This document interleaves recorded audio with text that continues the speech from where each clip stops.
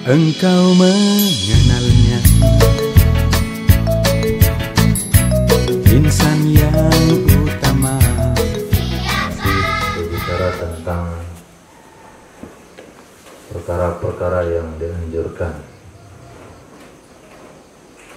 di dalam salat. Wa nudiba li musallin, dianjurkan bagi orang salat, tawajjuhun li nahwi jidari, menghadap bagi seumpama dinding atau tiang, min kulli sakhis, dari setiap sosok, atau di sini dari setiap benda, tulu irtifaihi, tingginya, tulu artinya panjang, irtifaihi terangkatnya, panjang terangkatnya, maksudnya adalah tingginya sulusa zirahin, 2/3 hasta, fa'aksara atau lebih. Wa ma bainahu wa baina akibil musalli, dan jarak antaranya benda dan di antara tumit orang sholat, salah satu azruq, 3 hasta, fa'aqallu atau kurang. Titik atau koma. Summa in ajaza anhu, kemudian jika tidak sanggup ia orang sholat, anhu darinya dinding atau tiang, karena sudah penuh, karena sudah ditempati oleh orang, karena masjidnya enggak punya tiang, falinahwi asa maghruzatin, maka menghadap ke seumpama tongkat yang ditancapkan, seumpama tongkat yang ditancapkan. Pada hari ini tidak mungkin nancapkan tongkat, maka diberikan contoh di sini kamatain, seperti barang-barang bawaan. Mata, benda, barang milik pribadi, seperti ransel misalnya. Letakkan ransel di depan, sholat di belakang. Atau kardus, atau anak, suruh anak dia duduk situ. Atau kawan. Fa illam yajidhu, maka jika tidak menemukan ia seseorang akannya tongkat, akannya barang-barang, nudiba bastu musalla, disunahkan membentangkan tempat sholat. Disunahkan membentangkan tempat sholat seperti sajadah. Sajadah, rida dibentangkan jadi sajadah. Bahkan ketika bertemu dua tuntutan, sorbankah atau sajadah, maka pada saat itu lebih utama dibuka sorban untuk dijadikan sajadah. Summa in ajaza anhu, kemudian jika dia tidak mampu darinya sajadah, enggak bawa kain, tidak ada sesuatu yang bisa dibentangkan, khatta amamahu, niscaya dia menggaris di depannya. Niscaya dia menggaris di depannya, khattan, akan satu garis, fi salasati azru'in arda, pada 3 hasta lebar atau panjang. 3 hasta lebar atau panjang. Dan dianya lebih baik. Bikin garis memanjang lebih baik daripada membentang. Nah, hari ini bagaimana pula menggaris? Kan di atas sajadah udah ada karpet sholat. Apakah karpet sholat itu sudah mencukupi? Jawabannya belum. Kenapa belum? Karena tujuan daripada garis itu adalah untuk memberitahukan kepada orang lain bahwa dia sedang sholat, sehingga tidak melintas seseorang di depannya.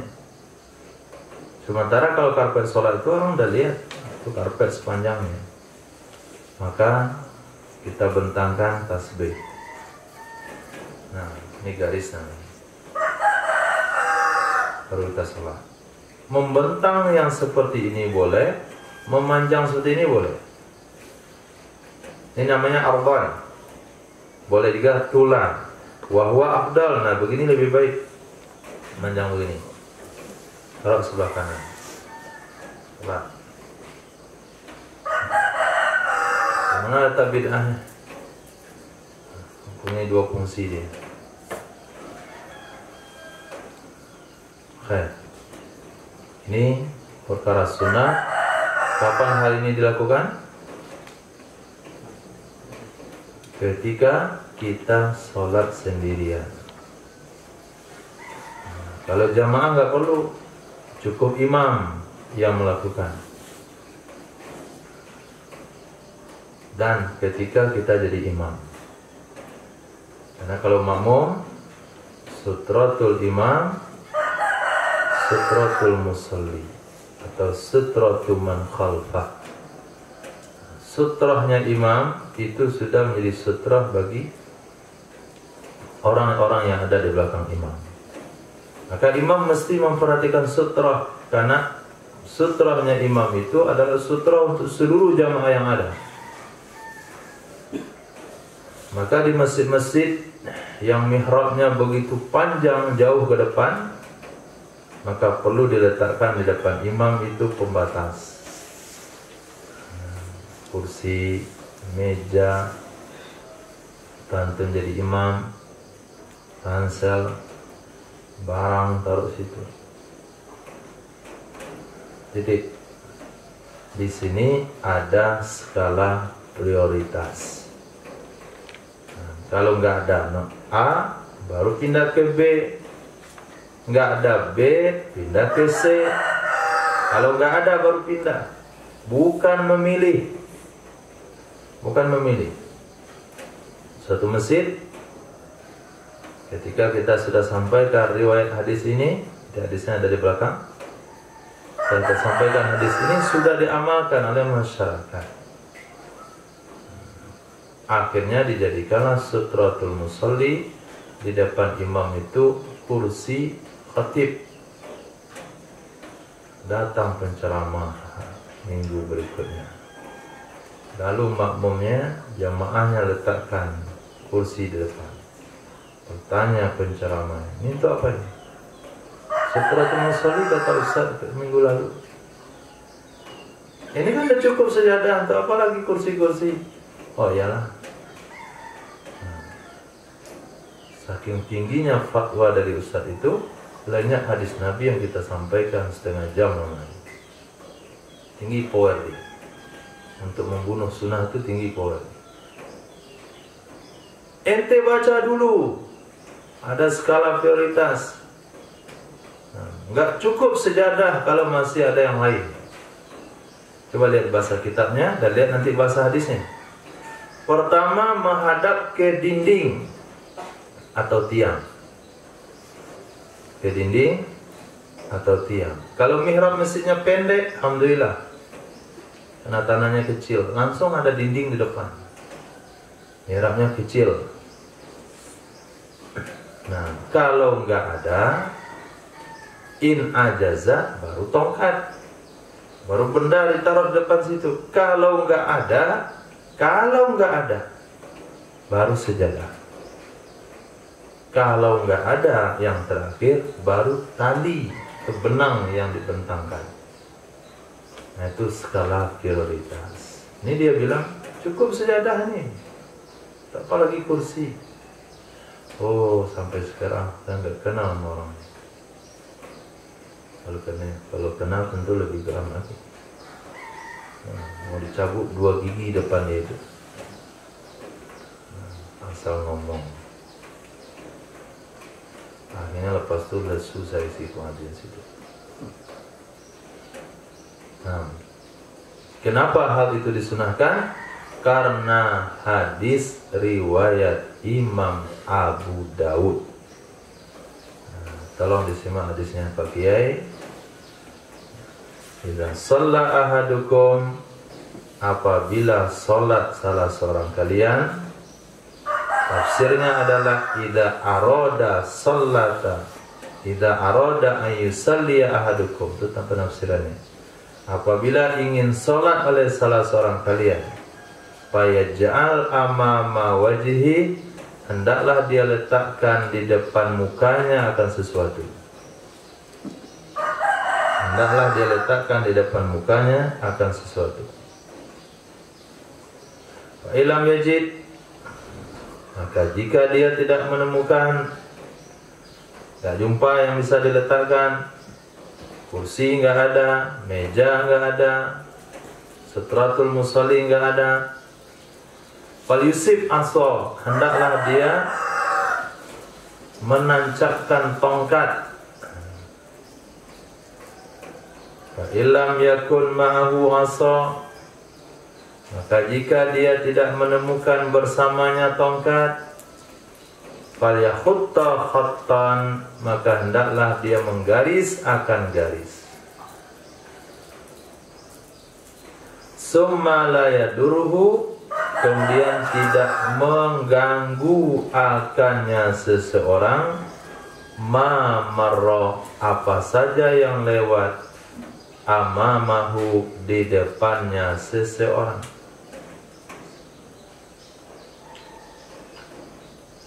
Tidak mengganggu akannya seseorang oleh apa saja yang lewat di depannya seseorang. Wa qisa bil khatti al musalla, dikiaskan dengan garis akan sejadah. Dikiaskan dengan garis akan sejadah. Jadi pada urutan ketiga sejadah, pada urutan keempat adalah garis.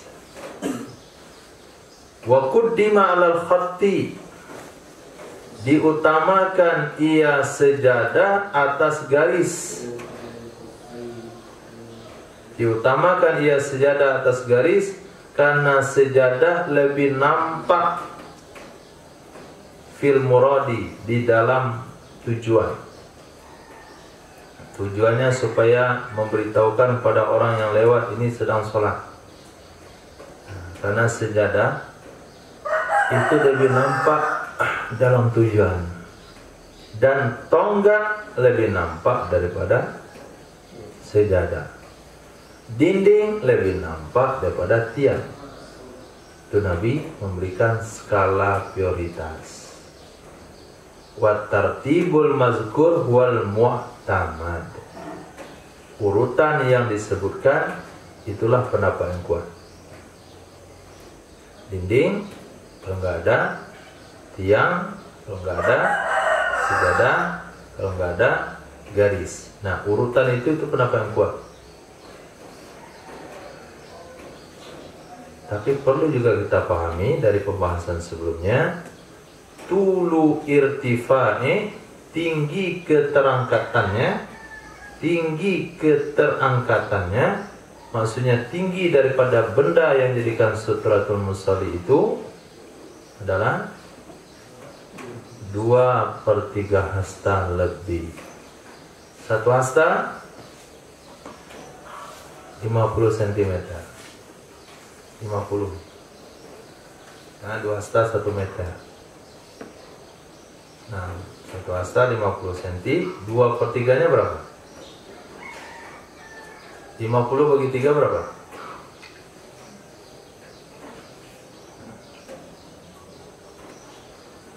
17 kira-kira. Nah, 17 cm. 2/3 berarti 2 kali 17. 34 cm. Lebih dikit, 35 cm tinggi dari benda itu. 35 cm. Ini buat setinggi nih. Ada jumpa di masjid buat Sutratul Musalli. Banyak dia buat. Tapi ukurannya nggak standar. Hanya setinggi asbak rokok. Nah, tingginya itu mesti 2/3 hasta, 35 cm. Tingginya ke atas. Lebarnya sejengkal pun cukup. Itu gak ada masalah lebar. Yang penting nampak oleh orang. Tongkat berapa lebar tongkat? Nah, dikit saja. Yang agak lebar dikit sejengkal bagus kan? Selebar kepala orang itu udah bagus itu. Nah, kemudian jarak kita berdiri dengan meletakkan Sutratul Musalli itu maksimal 3 hasta. 3 hasta. Nah, dan begitu juga sebetulnya jarak antara tumit imam dengan tumit makmum. 3 hasta maksimal. Maka ketika antum jadi imam di masjid, lihat sejadah imamnya terlalu jauh ke depan, tarik ke belakang. Tarik lagi ke belakang. Shaf, lapat, lulus. Nah. Imamnya merapatkan, meluruskan shaf, tapi kagak tahu dia bahasanya dia telah begitu jauh jaraknya antara imam dan makmum. Memang sajadahnya di situ. Pengurusnya nggak salah karena nggak tahu. Imamnya juga nggak salah karena nggak tahu. Nah, yang salah itu adalah dia kenapa mau jadi imam, padahal dia nggak tahu.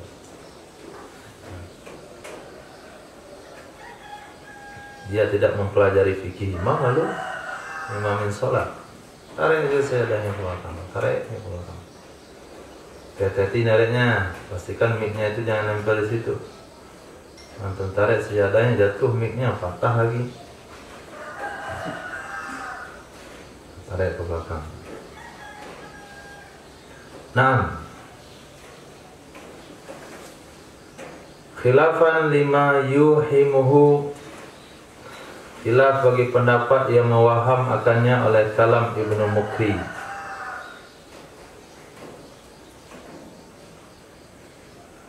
Titik. Famata adalah an rutbatin, maka kapan saja berpaling ia seseorang, kapan saja berpaling ia seseorang ar-rutbati daripada satu tingkatan ila madunaha ke tingkatan di bawahnya, ke tingkatan di bawahnya, ma'al kudrati alaiha beserta mampu atasnya tingkatan, kanat skal adam, ada ia tingkatan di bawah seperti enggak ada. Misalnya saya sholat sunat punya selendang di punggung, yang punya tasbih. Dinding kita lihat dah penuh semuanya, dipakai oleh orang. Tiang dah penuh juga. Barang saya nggak bawa, cuma saya bawa selendang sama tasbih. Karena biar keren selendang di pundak, saya pakai tasbih untuk sholat ini. Pembatasnya. Apa hukumnya? Hah? Sama dengan memakai sutra. Kenapa saya mampu memakai sejadah? Kenapa pakai yang garis? Apabila seseorang berpaling dari sesuatu tingkatan yang tinggi ke tingkatan yang di bawah, padahal dia mampu melakukan tingkatan di bawah, maka pemakaian kepada tingkatan di bawah dianggap tidak ada. Itulah yang dikatakan tadi. Katanya tidak ada sejadah atau apa kursi. Ketika Anda berpaling kepada sejadah padahal mampu meletakkan benda di depan orang sholat, maka pemakaian sejadah bagi imam tidak ada artinya. Nah, ada dihitung sebagai sutratul musalli. Itu hanya sekedar sejadah saja. Biar menghadap kiblatnya lurus, biar dahinya enggak berdebu. Nah, biar keren itu saja. Tapi sebagai sutratul musalli belum. Karena masih ada benda-benda lain yang bisa diletakkan di depan. Itu wa sunnah alla yaj'alal sutrata tilqa'a wajhihi. Disunahkan bahwa tidak memposisikan ia seseorang akan sutra tersebut di depan mukanya. Ini cara meletakkan posisi sutra. Sunnah hukumnya jangan diletakkan di depan. Pas sejajar kepala itu jangan. Mana juga? Bal an yamini, akan tetapi dari arah kanannya seseorang. Nah, pertanyakan. Taruh sini, kita sholat di sini. Itu jangan. Bagusnya mana? Sebelah kanan. Nah, ini sutra kita sholat di sini. Terus sebelah kiri. Jangan pas di depan kepala. Bal an yamini au yasari. Akan tetapi dari sebelah kanannya seseorang atau dari sebelah kirinya seseorang. Kalau dinding, nah itu mesti di depan dah, karena dinding itu panjang. Kalau tiang, jangan sholat belakang tiang, tapi geser sedikit ke kiri tiang, sehingga tiang itu ada di sebelah kanan kita.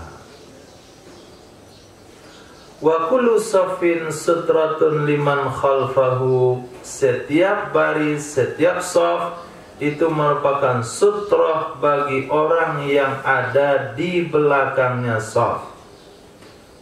In qaruba min, jika dekat ia shaf darinya seseorang.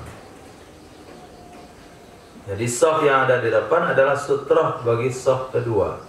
Shaf kedua adalah sutra bagi shaf ketiga, dengan syarat apabila jarak shaf dengan shaf itu dekat. Apa yang dimasukkan dekat? Jaraknya tidak lebih dari 3 hasta. Qala Imamul Baghawi, sutratul imam sutratu man khalfahu. Sutrahnya imam itu juga sutrah bagi jamaah di belakangnya imam. Kalau imam tidak pakai sutra, berarti seluruh jamaah tidak dianggap punya sutra. Kalau jamaah seluruhnya tidak punya sutra, berarti setiap jamaah telah terlibat kepada makruh dalam salat. Siapa yang mau salat? Imam tidak bertanggung jawab.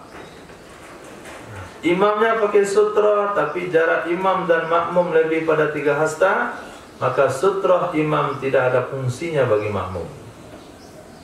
Karena akan berfungsi apabila jaraknya tidak lebih dari 3 hasta. 3 hasta itu maksimal. Nah, hastanya ya hasta orang yang sederhana lah. Kalau sederhana di tempat kita itu ya jaka itu sederhana.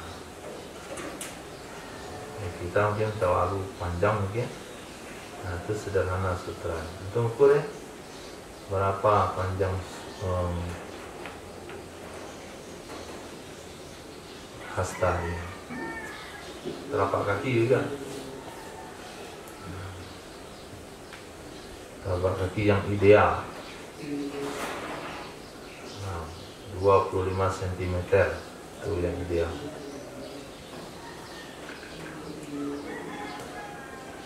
Telapak kaki 18 cm, 20 cm itu nggak ideal.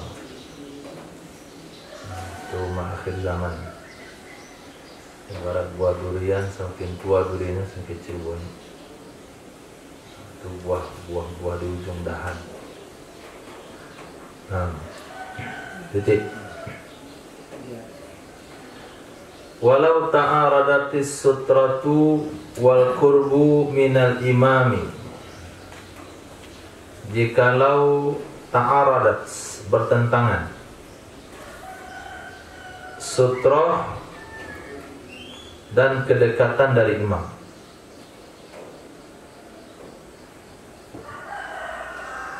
Salat pakai sutra, jauh dari imam.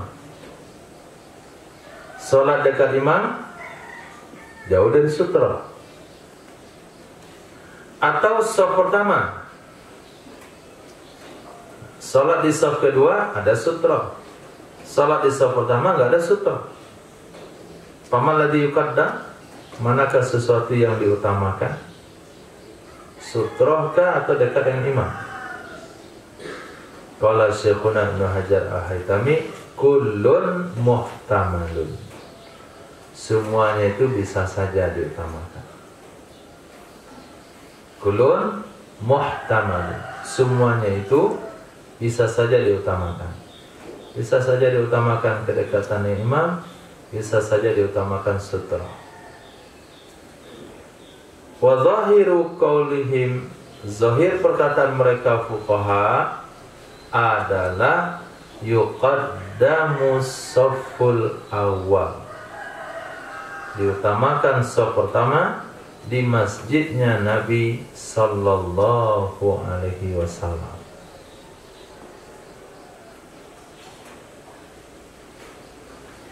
Wa in kana kharija masjidihi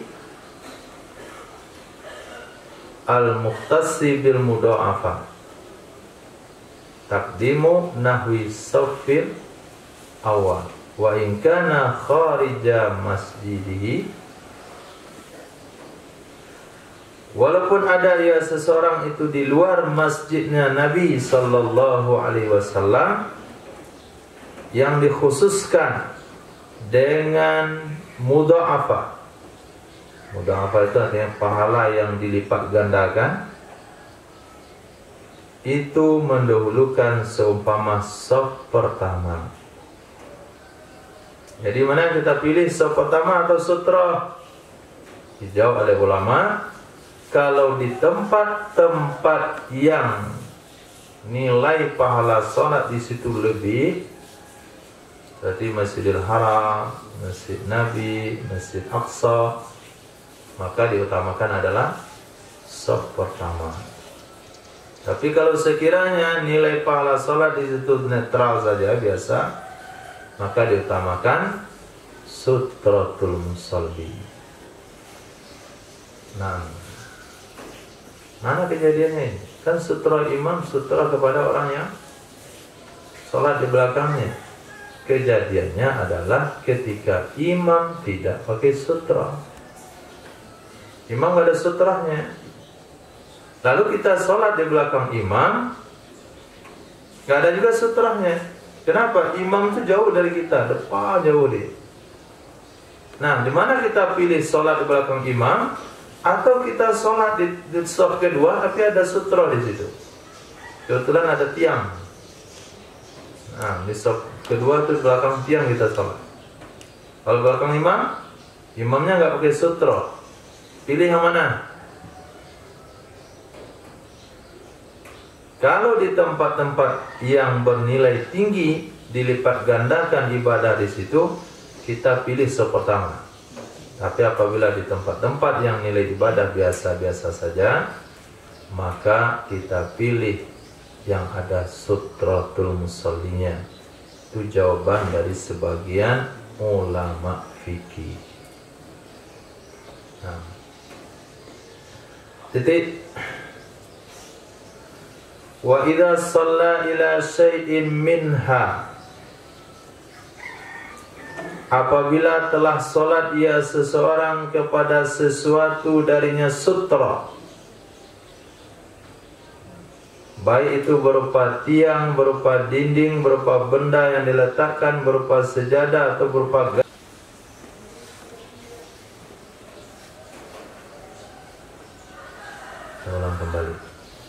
Fayusannu lahu, maka disunahkan baginya orang sholat, wali ghairihi, dan bagi selainnya orang sholat, daf'u marin, mencegah orang yang lewat, bainahu wa bainas sutratil mustawfiyah lisyurut, yang lewat di antaranya orang yang sedang sholat dan di antara sutrah yang memenuhi bagi syarat-syarat. Kalau kita sudah sholat dan kita sudah pakai sutrah yang cukup syaratnya, tinggi sutrah itu 2/3 hasta, 35 cm. Jarak tumit kita dan sutrah itu tidak lebih 3 hasta, 75 cm. 75 cm. Kemudian kita sudah pakaikan sutra yang terbaik yang kita punya, yang paling tinggi kualitasnya daripada sekian yang ditawarkan. Lalu ada orang lewat depan kita, antara kita dan sutra itu, depan sutra itu nggak ada masalah. Ini sutra, dia lewat di sini nggak ada masalah. Ini apabila kita dan sutra sini dia lewat, maka bagi kita dan bagi orang lain yang duduk di samping kita atau di mana saja, sunnah hukumnya menghalang orang itu supaya nggak lewat.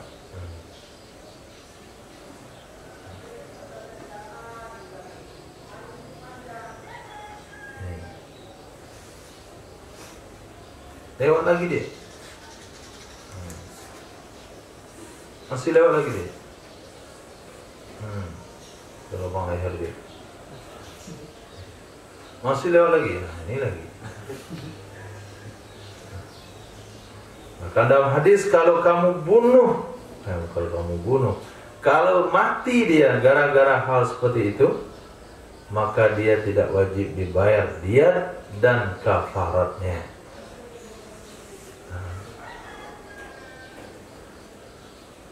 Waqad ta'adda bi mururihi,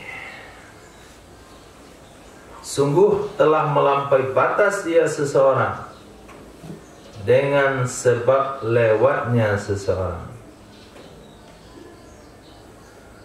Di kaunihi mukallafan, karena keadaannya seseorang sudah mukallaf. Nah, kalau anak-anak yang buat kayak gitu, orang mukallaf, kalau anak-anak dorong dikit saja. Anak-anak lewat juga diperlakukan seperti orang dewasa. Gak boleh mati ganti anak orang. Mana cara gantinya itu? Susah gantinya itu. Ntar saya buatin paknya. Lama jadinya. Usianya juga gak sama. Jadi orang mukallaf lah yang mesti dicegah. Anak-anak cegah seperti biasa saja.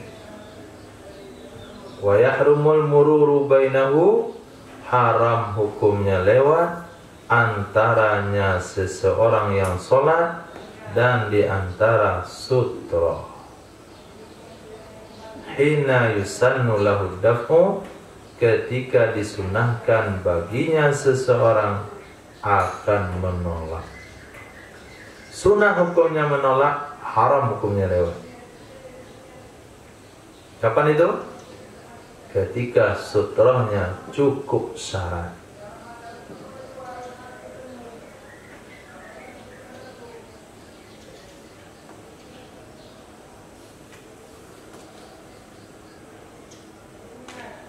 Jadi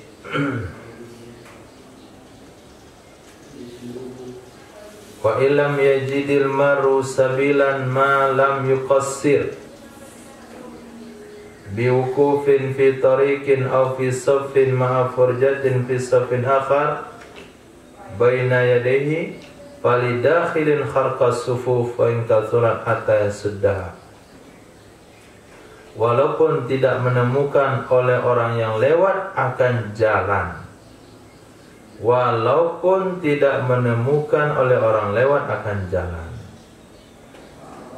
di sini kadang-kadang sering terkurung orang-orang yang suka buru-buru sholat, buru-buru keluar.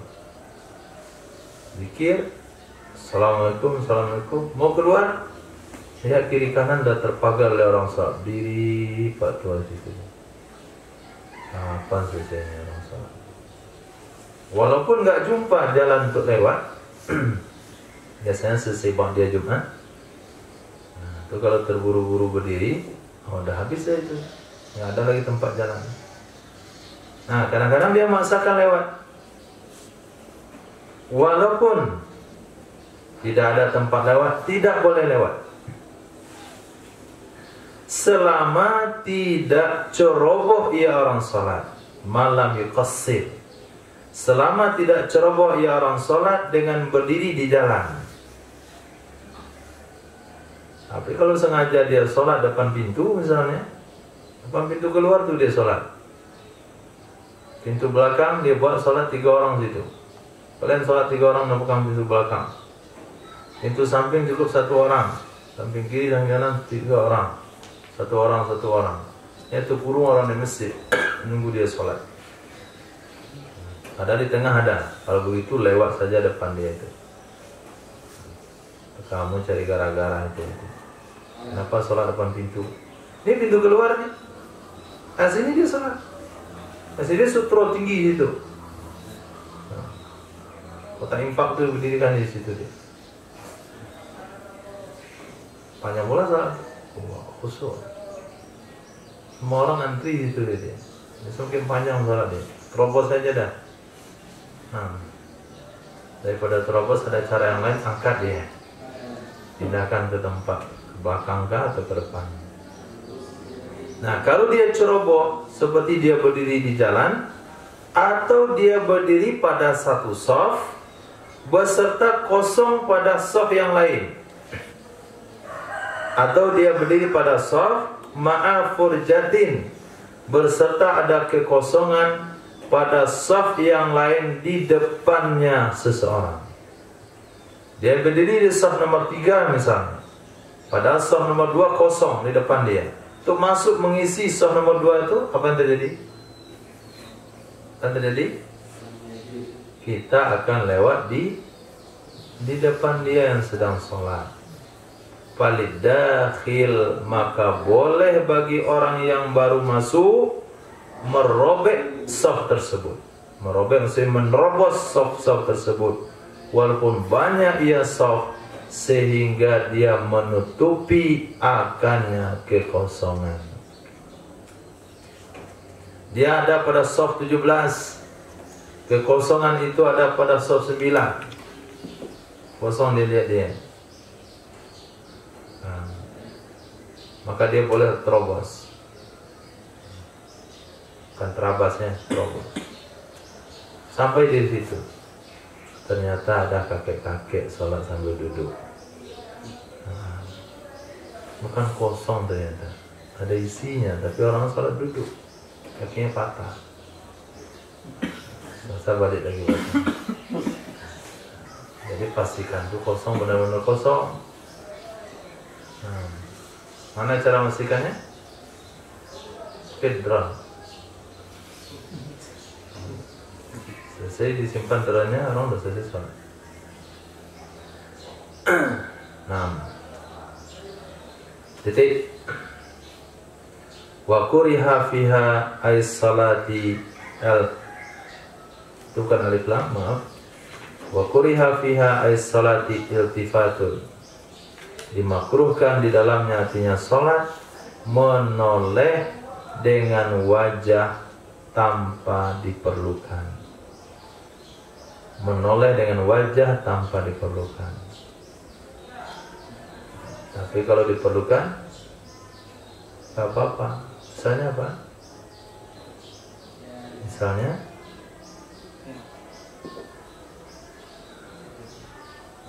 perang.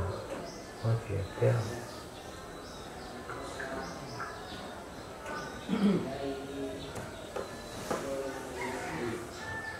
Perang. Atau seperti nunggu firasah, satpam. Nah, salat duha nih. Musola dia samping pos penjagaan, bukan pasti dulu, depan tidak. Salat ya. Nah, belum ada orang masuk. Atau salat duha di lapangan bola. Dia penjaga gawang. Salat duha nih. Kejaran dunia nih.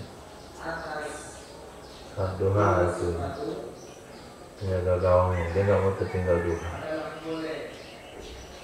Salat duha di situ sambil lihat bola. Kalau datang bola akan dibatalkan sholatnya. Batal dah sholatnya.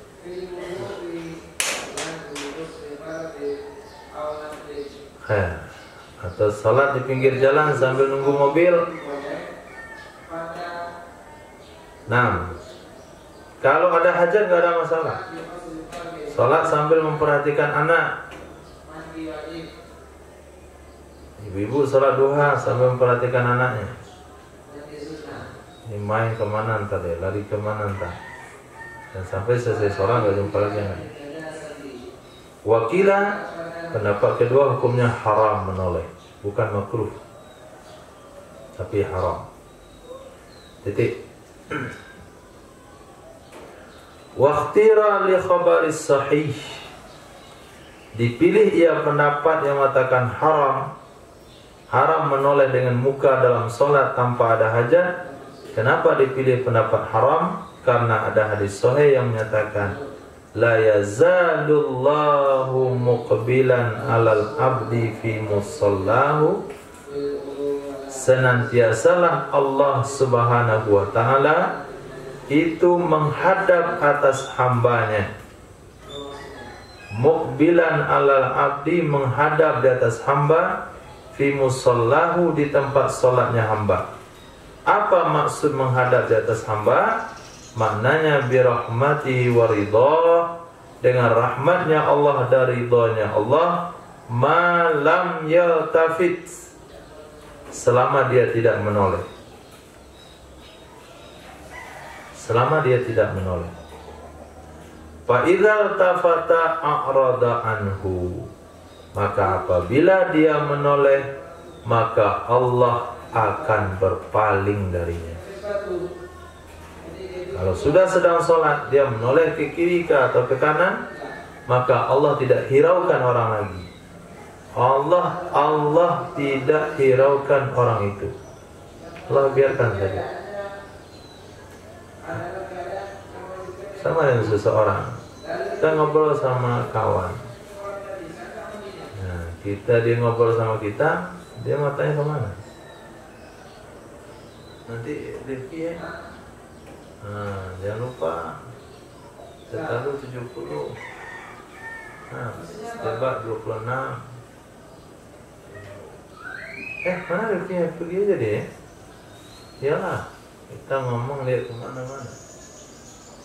Rifki jangan lupa nanti. Nah, sini kita ngomong kemana-mana. Kita tinggalin saja. Setelah dia ngomong nggak jumpa lagi, mana panjang ngomong tadi. Dicuekin. Nah,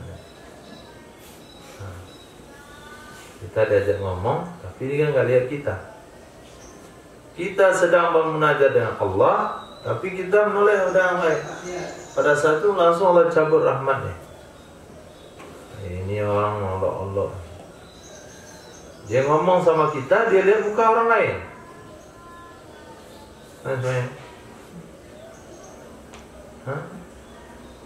Ini kembali uang nih. Nah, inilah. Ini kacamata nih, bukan uang. Salah saya. Ini berarti. Inilah. Ambil uangnya, tampil, tangannya tampil, tertarik, tertegi, bungkuk ya. Saking geramnya begitu. Nah, itu juga ketika kita bicara sama kawan, telepon bunyi, kita sedang bercerita, dia angkat telepon. Halo, terus saya ngomong, tinggalin aja dia. Nah, itu mana iltifat. Itu naluri manusia. Nah, itu manusiawi itu. Kalau dia tidak tersinggung dengan perbuatan seperti itu, dia nggak manusiawi lagi, tapi manusia jawi. Kalau dengan manusia saja ada perasaan tersinggung seperti itu, sedang kita ngomong dengan dia, kita ngomong, dia angkat telepon dan ngomong lagi dengan yang lain, kita tersinggung dan kita tidak punya semangat untuk melanjutkan apa yang mau kita sampaikan. Apalagi Allah yang Maha Kaya. Ketika sedang berhadapan dengan Allah, bermunajat dengan Allah, waktu yang sama kita menoleh ke kiri dan ke kanan.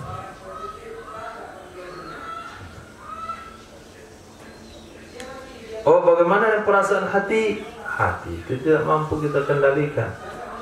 Maka sunnah hukumnya untuk mengkhusukkan, mengkonsentrasikan hati. Tapi kepala kan bisa kita atur, karena itu gerak fisik. Hanya 5 menit fokus ke depan, nggak noleh kiri dan kanan. Jadi yang dimasukkan dibolehkan pada wudhu. Titik. Wala yukrahu li hajati. Maka tidak dimakruhkan ia menoleh karena hajat. Kama la yukrahu mujarradu lamhil ain. Sebagaimana tidak dimakruhkan semata-mata melirikkan mata. Kepala kita nggak berpaling, cuma mata saja. Kalau mata saja itu tidak dimakruhkan. Cara gini, tetap ke depan, cuma matanya. Astagfirullah. Biasanya sholat habis itu barangnya. Wajah tuh banyak lagi.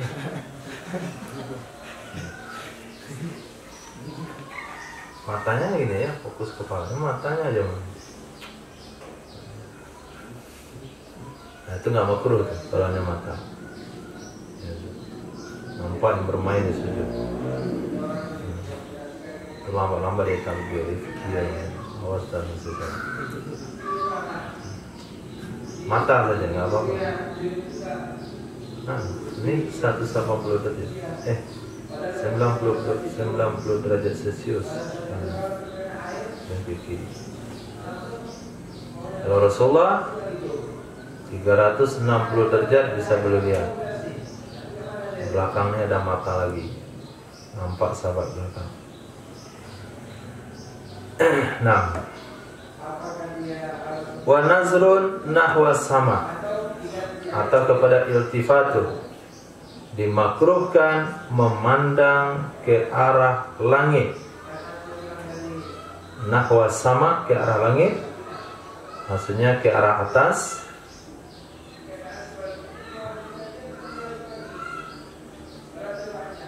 Sholat dia Masjid Raya Padang, Masjid Raya Sumbar, dia sholat matanya ke atas, perhatikan loteng gitu, itu makruh hukumnya. Mimma yulhi, dari sesuatu yang melalaikan, dari sesuatu yang melengahkan. Contohnya saubin lahu a'lam, pakaian yang baginya gambar-gambar. Itu sesuatu yang melengahkan, sesuatu yang melalaikan. Bagi orang sholat makruh memandang kepada pakaian yang melengahkan, pakaian yang melalaikan. Maka bagi orang memakainya, orang memakainya juga makruh hukumnya. Kenapa? Karena Anda penyebab daripada terjadinya makruh bagi orang lain. Maka makruh hukumnya pergi ke masjid dengan membawa pakaian yang melalaikan. Baju kotak-kotak, baju yang bertulisan.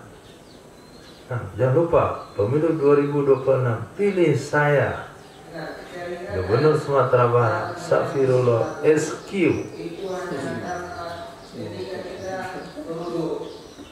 Di jempol itu, perhatikan orang mana so.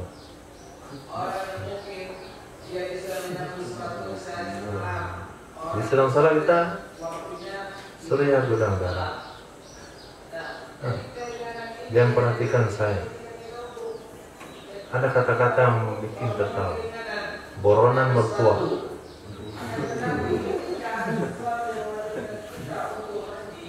Kalimat belakang.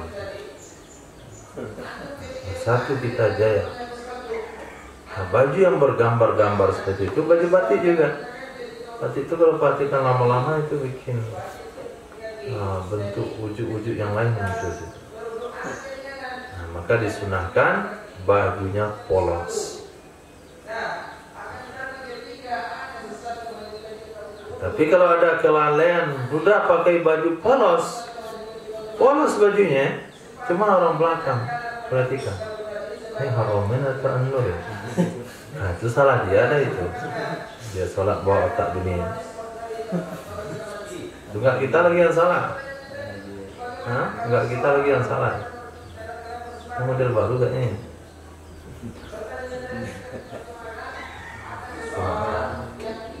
Kayak selendangnya mahal kayaknya. Itu bukan salah kita lagi, kita udah pakai polos. Cuma otak dunianya masuk dia. Garis sekali buat dunianya. Kalian orang-orangnya nih. Ini secara depan Nur, Romen, Lokal, Keriting, baju cuci, abang 4 bulan setahun kan. Itu hatinya yang salah. Bukan baju orang lagi yang salah.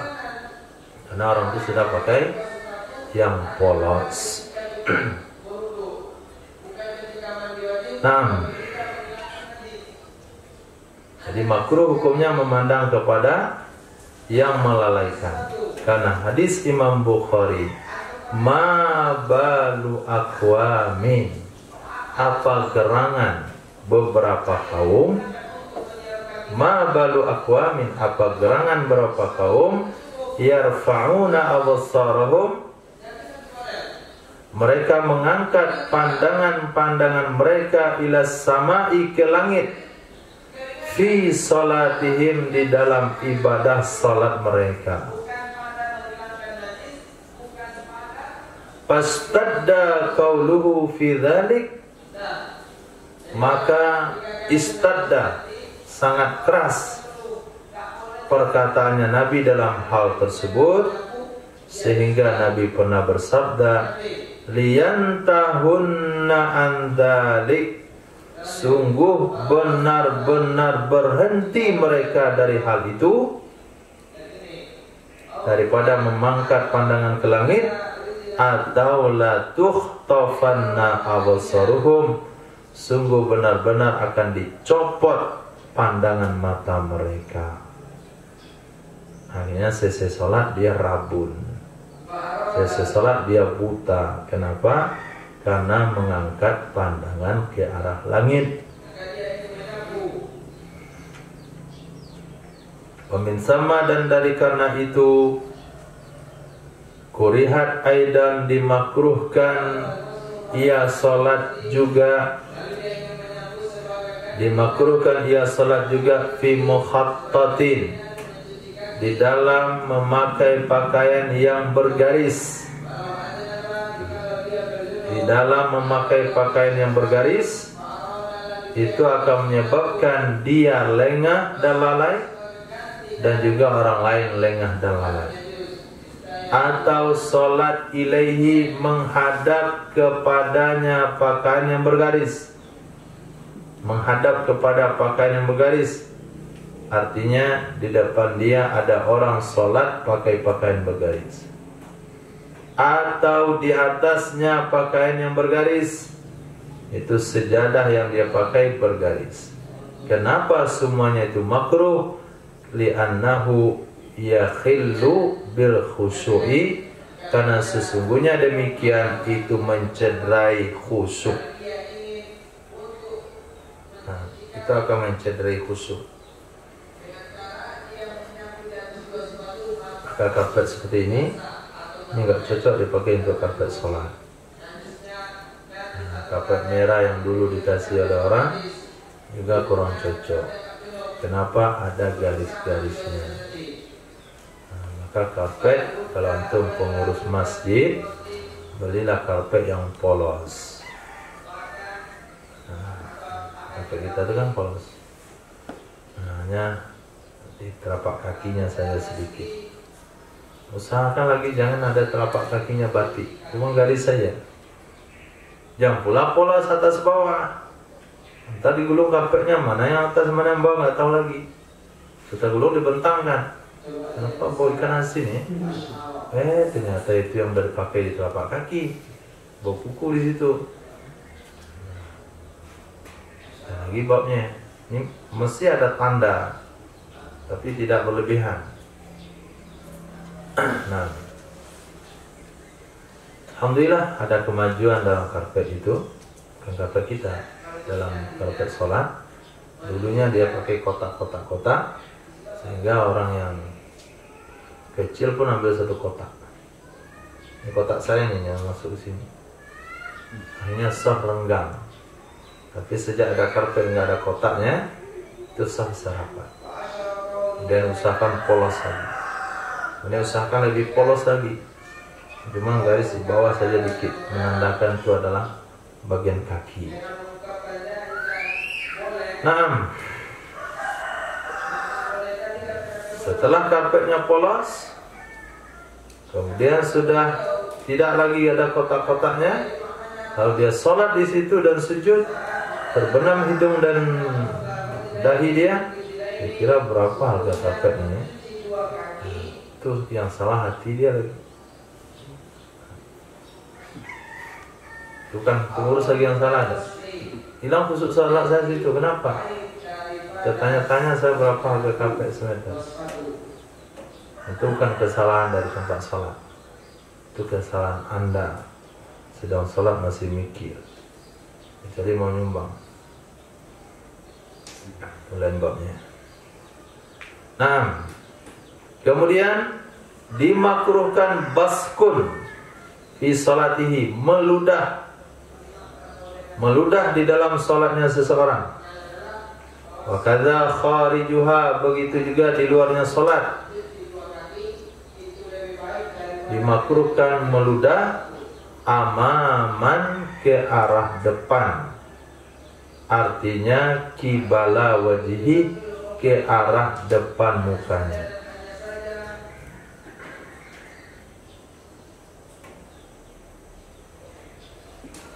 Wa illam yakun man huwa kharijuha atau kharijaha, walaupun tidak adalah orang yang dianya di luarnya sholat itu menghadap kiblat. Jadi orang dalam sholat, orang di luar sholat itu kalau meludah makruh ke arah depan. Walaupun orang di luar sholat itu tidak sedang menghadap kiblat, tetap makruh meludah ke arah depan. Sebagaimana menyampaikan secara umum akannya oleh Imam Nawawi rahimahullah. Dan juga makruh meludah yaminan ke arah kanan, la yasaran tidak ke arah kiri, li khabaris syaikhaini, karena ada hadis riwayat Imam Bukhari dan Muslim. Tidak makruh meludah ke arah kiri. Ini juga ada uraiannya, selama di arah kiri itu tidak ada orang. Kita jalan berdua sama kawan, santai mengukur Mifan itu berapa kilometer jalannya. Kita di kanan, dia di kiri. Kita meludah ke kiri, hampir kena ke kiri. Kenapa kamu meludah ke arah saya? Nabi melarang meludah ke arah kanan dan dilarang meludah ke arah depan, dan diperintahkan meludah ke arah kiri. Salah kamu, kenapa kamu di kiri? Tidak, kalau ada orang sebelah kiri, nggak boleh meludah ke arah kiri. Maka meludahlah ke arah, Masya Allah, jatuh di dahi dia. Ada cara meludah ke arah belakang. Ada caranya meludah ke arah belakang. Disunahkan meludah ke arah bawah, Tundukkan kepala meludah antara dua kaki. Kalau sekiranya tidak bisa meludah ke arah kiri, jangan ke arah belakang. Nah, caranya meludah ke arah belakang. Kentut ke arah belakang bisa.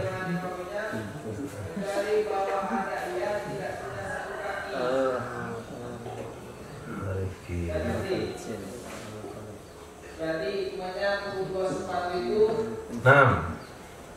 Jadi kalau nggak bisa ke kanan, nggak boleh ke kanan, nggak boleh ke depan, nggak bisa ke kiri, meludahlah ke arah bawah.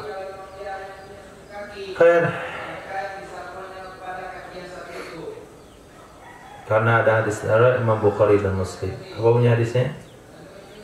Idza kana ahadukum fis shalah, apabila adalah salah seorang kalian dalam ibadah salat, fa innahu, maka sesungguhnya seseorang yunaji rabbahu, dia sedang berdialog dengan Tuhannya. Sedang berdialog dengan Tuhannya Azza wa Jalla. Maka berdialoglah dengan sopan, pakaian yang sopan, budi yang sopan. Bismillahirrahmanirrahim. Alhamdulillah. Allah. Iya. Nah, sedang berdialog. Allah Akbar. Subhanallah. Iya kan. Sekali. Allah Akbar. Nah, itu tak kaget. Kata Allah, kalau antum tergesa-gesa pergi aja dah. Nah, nggak usah ngomong sama saya kalau tergesa-gesa. Assalamualaikum. Masalah. Masuklah. Ajang masuk. Saya di sini saja sebentar, beritahu saja. Saya mau berangkat, minta tolong pinjam uang lah sebentar. Perlu nih, perlu sekali. Masuk dulu enggak? Masuk, saya perlu uang saja. Pergi kamu dari tempat lain. Begitu? Masuk aja nggak mau dia. Dia perlu keperluan sama kita, dia buru-buru pula. Siapa yang perlu, kamu atau saya? Saya yang perlu, tapi saya terburu-buru. Terserah mau terburu-buru. Maka ketika dia terburu-buru minta kepada Allah, Allah katakan cari aja tempat lain. Nah, sudah perlu sama Allah, terburu-buru. Kalau kita perlu itu, kita datang dulu. Satu lagi, Pak Hadiah, cerita Ramatama. Sudah 7 kali jumpa, pada kali ke-8 baru bilang saya mau utang uang sebetulnya. Berapa? 7 miliar. 6 cuma saya bisa bantu. Bisa dikasih 6 miliar. Lalu udah 7 kali, berkali-kali datang.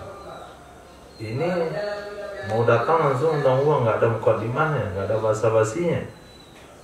100.000 cuma minjam, 1 rupiah pun nggak dapat dia.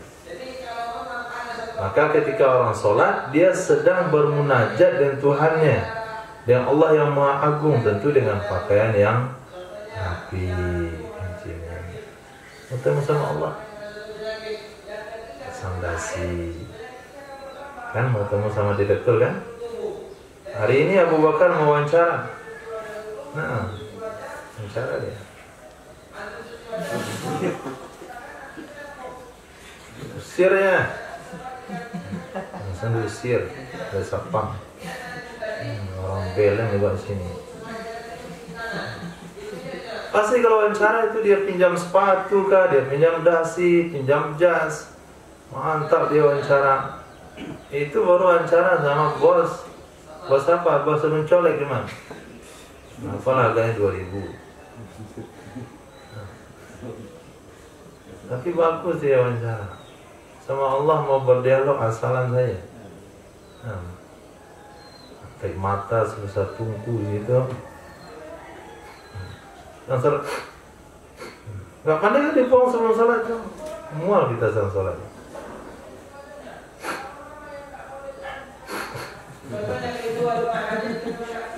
Memang ingusan, tapi kan sebelum sholat bisa dibuang. Ini udah turun sini nih.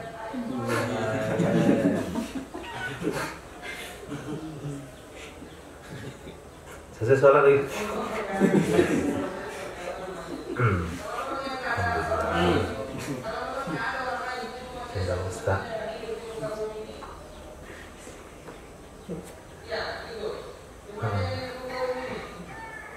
Dia sedang sholat, dia buat cendol, sholat tinggal dia telan. Dia harus menghadap di hadapan Allah, munajat di hadapan Allah Azza wa Jalla. Fala yabzuqanna baina yadayhi, maka janganlah sekali-kali dia meludah ke arah depannya. Wala an yamini, juga jangan dari sebelah kanannya. Bal an yasari, akan tetapi dari sebelah kirinya. Ternyata sebelah kiri ada orang. Au tahta qadamihil yusra, atau di bawah telapak kakinya yang kiri. Meludah ke arah bawah tapi beratkan ke kiri. Au fi thawbin min jihati yasari, atau pada pakaian dari arah kirinya. Nah, pas itu kantong itu ada di sebelah kiri. Jadi kalau banyak dahak sedang sholat, kita takut ketelan, ambil tisu, taruh sini penampung. Nah, potong botol aqua itu, bagian atasnya masuk di sini, di kembangnya. Kantongnya itu kembang. Kepala aqua ini potong. Nah, taruh sini. Atau sekalian botol aqua itu kosongnya taruh sini.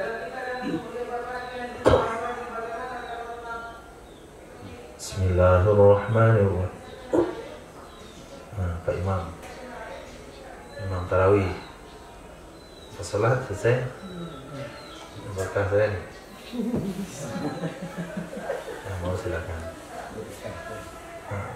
Dahak yang diproduksi dari salat tarawih tadi. Nah, itu caranya. Jangan sampai ditelan batal salat. Dibuang, mana mau dibuang? Taruh di kantong. Atau di pakaian. Pakaian lebih gampang lagi. Maka pakaian yang sebelah kiri, jangan sebelah kanan.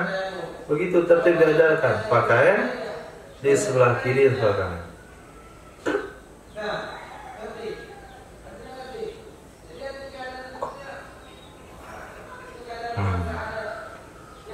Caranya?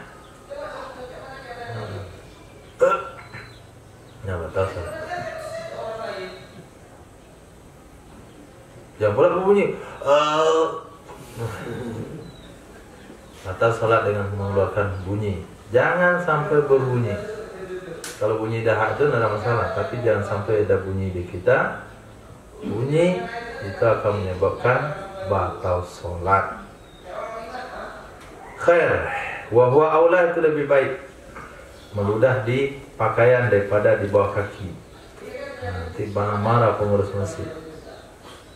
Sampai ada dahak pula. Qala Syekhuna Ibnu Hajar Al-Haytami wala bu'da fi mura'ati malakil yamin duna malakil yasar. Tidak jauh dari kebenaran kalau perintah meludah ke kiri tidak boleh ke kanan. Tujuannya adalah menjaga malaikat sebelah kanan, tidak malaikat sebelah kiri. Izharan lisyarafil awal, karena menunjukkan, menampakkan bagi mulianya malaikat sebelah kanan. Titik. Ini kondisinya kondisi lain lagi. Walau kana ala yasarihi faqat insanu, jikalau ada di sebelah kirinya saja, jikalau ada di sebelah kirinya saja itu manusia, basaqa ayamini, niscaya dia akan meludah di sebelah kanannya. Kalau ada di sebelah kiri kawan, maka meludahlah di sebelah kanan. Apabila tidak mungkin akannya seseorang ayu taqti'a ra'sahu, bahwa dia menundukkan kepalanya. Kenapa nggak mungkin tundukkan kepala? Dia sedang bawa beban. Nah, kalau tundukkan kepalanya jatuh barangnya. Wa yabsuqa la ila yamin wala ilal yasar. Dan meludah ia seseorang tidak ke arah kanan dan tidak juga ke arah kiri. Kalau bisa menundukkan kepala, yaitu meludah ke arah bawah tapi berat ke kaki kiri. Titik. Wa innama yahrumul busaqu fil masjidi.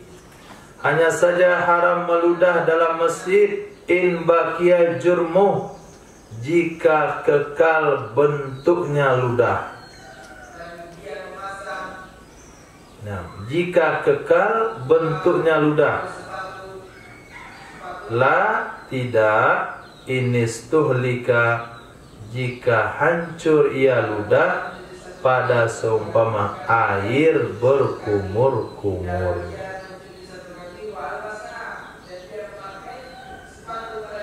Wa asaba juz'an min ajzaihi, dan mengenai ia ludah akan satu bahagian dari bahagian-bahagiannya masjid, tidak mengapa udaranya masjid.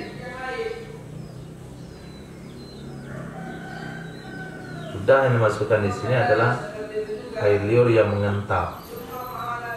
Bisa air liur mengental warna putih, ungu, hijau, apalagi hijau pekat. Nah, itu haram kalau kita meludah di masjid, kalau dia menyentuh bagian masjid. Ini pembahasan ini ketika masjid masih tanah. Sekarang haram, lebih haram lagi. Karena pasti akan kekal jiln, bentuk dari benda itu akan kekal. Lain halnya dia bersin. Jadi ada apa namanya itu, dahak itu, ya, butiran-butiran kecil dia terbang nih di udara, sampai bawah hilang nih. Nah, itu nggak haram. Kenapa? Dia hanya mengenai udaranya. Tapi kalau sempat mengenai bagian masjid, dindingnya kah, lantainya, tiangnya, hukumnya haram. Lagi sampai ngupil. Nah, dikumpulkan di bawah sejadah. Ada yang pula ingus ke karpet. Haram hukumnya, haram. Nah, pernah nggak tahu aja deh. Sebodoh. Tuh tangan tuh basah kemana dilap tuh. Nah, udah pulang kata-kata, gosok kata sih. Nah, sujud kita itu, dahi kita pula kata apa itu? Apa ada kurap dahimu? Taklah asal sholat di masjid. Nanti dia buat situ kumah. Nah, asik kan? Haram hukumnya.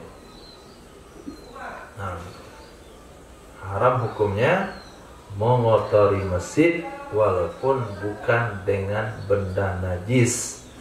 Ludah itu kan nggak najis. Nah, jadi kotor.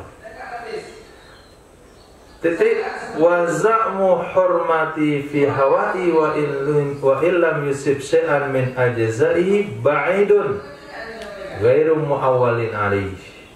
Pendapat atau za'mu hurmati, pendapat haramnya meludah pada hawanya masjid, pada udaranya masjid, walaupun dia tidak mengenai satu pun dari bagian-bagiannya masjid, itu pendapat jauh dari kebenaran, kemudian tidak ditakwilkan atau tidak dipedulikan atasnya pendapat. Gak usah dipedulikan pendapat itu. Kalau sampai udaranya juga haram tuh, gak dipedulikan.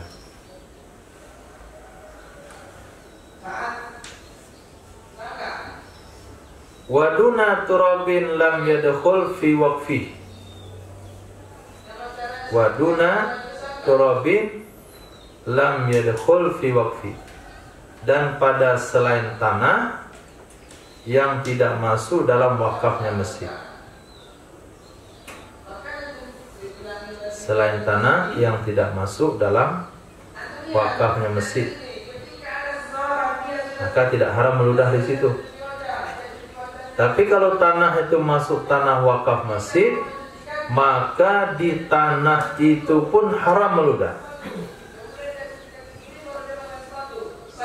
Maka kalau mewakafkan tanah untuk masjid, jelas akadnya. Dan ini punya tanah misalnya 100 kali 100 meter,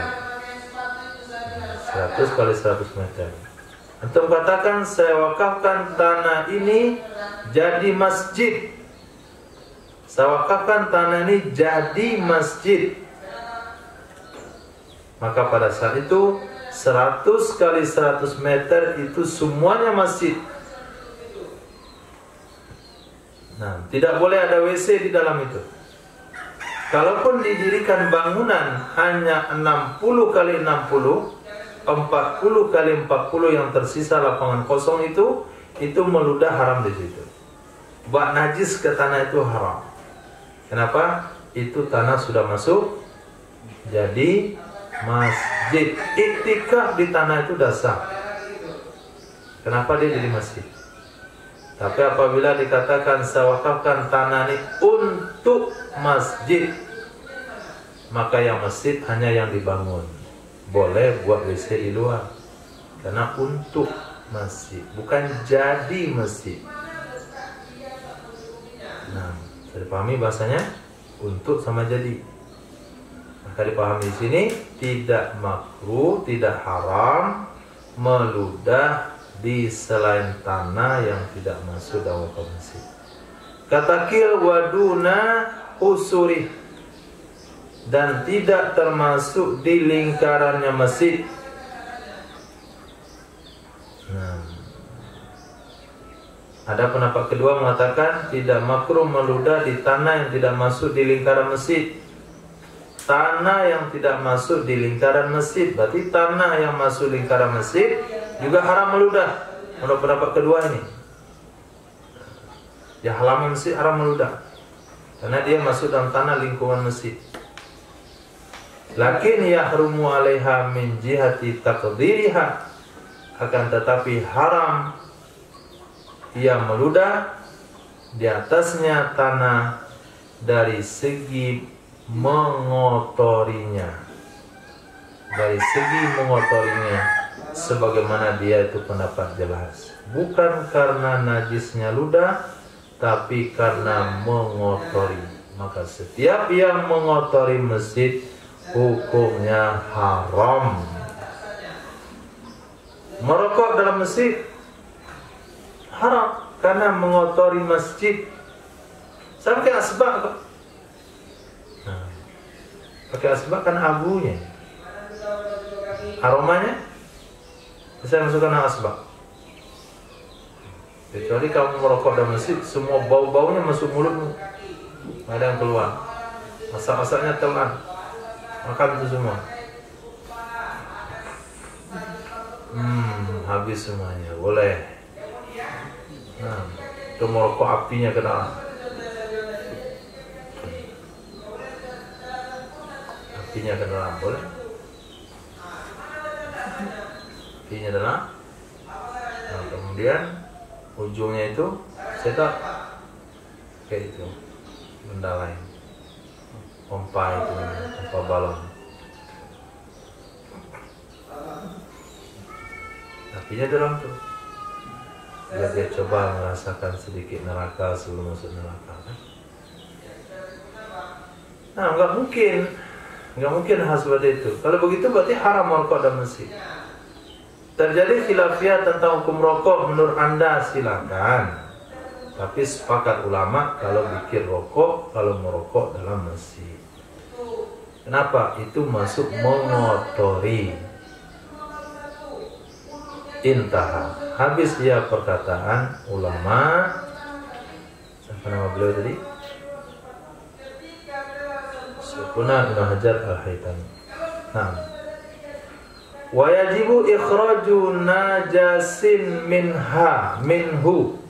Wajib mengeluarkan najis darinya masjid fauran, segera, ainian yang berbentuk ain, alaman alimabih, terhadap orang yang tahu ia dengannya najis. Ismail ya benar. Kalau masuk masjid nampak tercecah, wajib hukumnya dikeluarkan bagi orang yang tahu. Mulailah dia perhatikan di masjid. Oh, ternyata tercecak sepanjang dinding. 1, 2, 3 sepanjang. Mulai lagi dia ke kiri, tercecak lagi. 1, 2, 3.